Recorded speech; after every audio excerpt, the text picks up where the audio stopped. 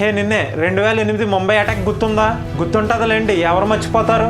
ఈ attack work out అయ్యేలా చేసిన వాడిని ఈ రోజైతే ఇండియా తీసుకొస్తున్నారు. వచ్చాక వీడిని ఏం చేయాలో కామెంట్లో చెప్పండి. వాడి పేరే తహౌర్ హుస్సేన్ రానా. వీడు అటాక్ లో ఎలా భాగం అయ్యాడంటే, ముందుగా వీడి స్టోరీ అయితే వినాలి. ఈ రానా పాకిస్తాన్ లో పుట్టి తర్వాత కెనడాకి అయితే మైగ్రేట్ అయ్యాడు. అక్కడ ఈ రానా చేసే పని ఏంటంటే ఇమిగ్రేషన్ బిజినెస్. ఈ రానాకు ఒక ఫ్రెండ్ కూడా ఉన్నాడు, వాడి పేరే హెడ్లీ.